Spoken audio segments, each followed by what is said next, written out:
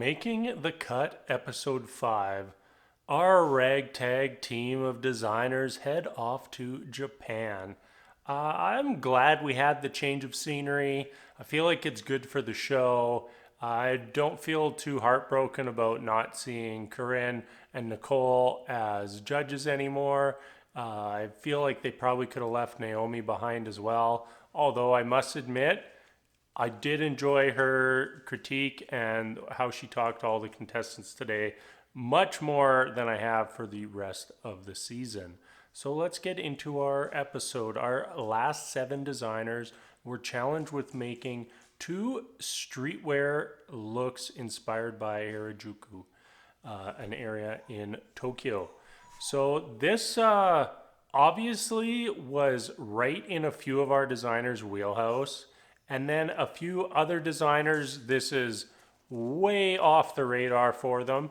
And it's always that type of challenge that leaves me with kind of feeling unsatisfied because, G1 essentially makes streetwear. Like, how many looks has she walked down the runway that would have qualified for this challenge versus Sabato, who went home today? He possibly has never made a streetwear look in his entire life.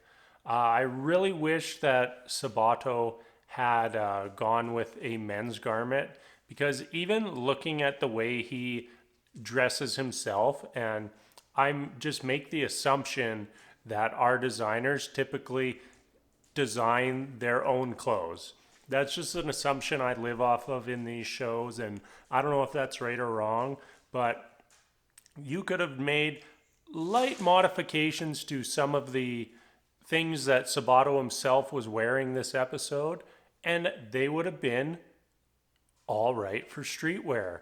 And instead, he ends up just doing 2 of his regular looks with some hoods. And it was just very disappointing. Like, at minimum, I was hoping that he was going to do something a little off the wall with the one kind of striped, more textured fabric that he had, with the dress he made that never went down the runway. And it's just it's an unsatisfying way to see Sabato go home. I'm not sure that he was really in the running to win this competition, but I don't think he deserved to be the one going home this week. And yes, he did have the 2 worst looks out of all the looks today, but I just don't like it. Okay. Once again, we see Sander does great, but he just refuses to make an accessible look. Like, it is just something he's just like on principle. Like, Esther has her principle that she's only using black, and Sander has this principle that he's only making things that are ridiculous. That is what he does. That's what he's been doing all season long, and I hope he doesn't stop. I mentioned Esther. I don't think her critique this week was very fair. She is trying to sell her brand. What her brand is black. It's high quality black on black, and that is what she delivered in her streetwear. Now, I don't think that she was the best streetwear, but she was above average. And her first look that she walked down the runway, I quite liked. It had on the left side a little bit of a mesh with some print underneath, like I think it was her brand name, and it was really good.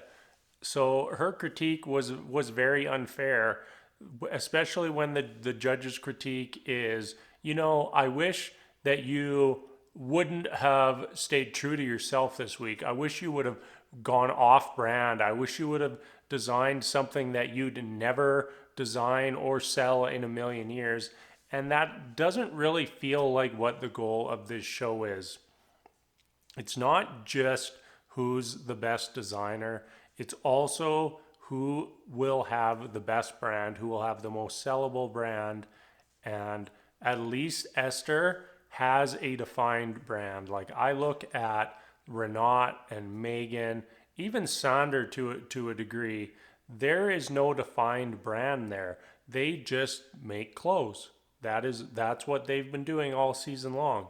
And if you're gonna critique one person for being too true to their brand, and for the judges to have too well of established of an idea of what their brand is, that's ridiculous. It's fine if you don't want to work with that brand in the long run, but at least Esther is true to herself and is doing exactly what they asked the people on this show. Anything I missed this week? How about the winner? We just totally ignored Renat and Johnny as our two top looks today. Just talk about everything else for the whole episode. The winning, that's the boring part of these shows, right? It's all about who goes home and what all the disasters are. So Renat, this was definitely her best showing of the season, but it really has no connection to anything else she's done for the rest of the season. So, who is Renat? I think she's very talented, but I'm not even sure that she knows what she is. And then our other top look was Johnny, and I really liked what Johnny did today. He made that print that he originally wanted for some pants, ends up switching it to a shirt, but leaves it as just a very subtle undertone to what he does great already. His runway look, the sleeveless kimono, I guess is what he was selling it as. I really wasn't a fan. I thought the top just looked extremely generic. The pants as well looked quite generic, and I felt the only thing that stood out on that garment was the belt. And I don't know. I just feel weird when you have an outfit where the star of the show is the belt. So that's it for this week or this episode. I'll be jumping over to episode 6 right now. So come back soon after you watch episode 6 and we'll get you all caught up. Oh, by the way, Renat designed something with Puma. You can buy it on Amazon. See ya.